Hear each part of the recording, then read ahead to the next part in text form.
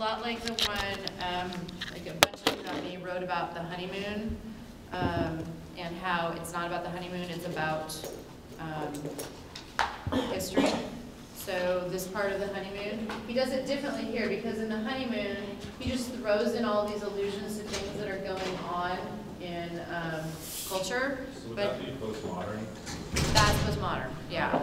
And so things like Charlie Chaplin was in Ceylon, just throwing things in like these are the titles and the places that filmed, and then Fighting Manchuria. Those are all historical allusions that he just throws in as if they're just part of the narrative. And so it's misleading because we think we're reading about the honeymoon. And then over in Babylon Stakes, he puts them in quotes, and so we don't really pay much attention to them because they're just part of the narrative, and we just accept that they're historical. Does that make sense?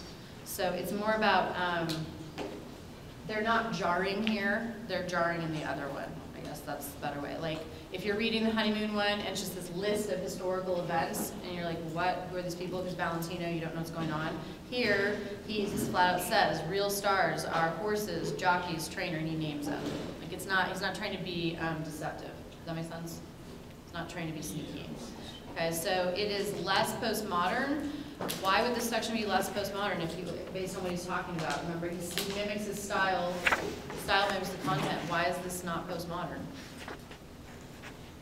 What's the difference in the focus of this and, say, Asia? What's the difference, DJ? Is it because he's highlighting different levels of society in Sri Lanka as compared to when he's trying to figure out his own family? Yeah.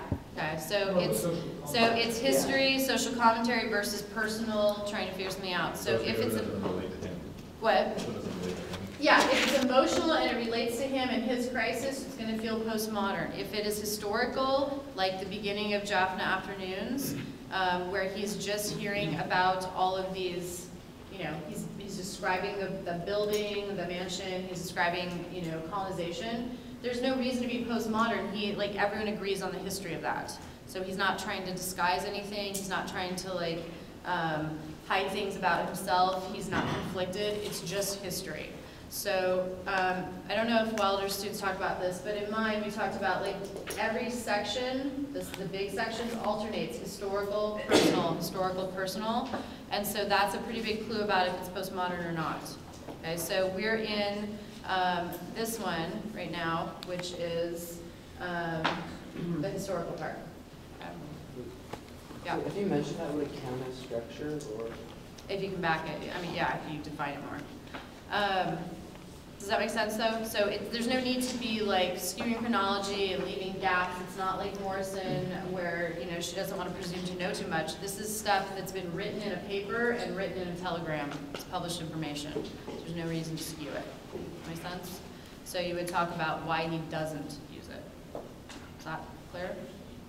Okay. So are we okay on that passage? Okay. So the next one is the topical gossip one.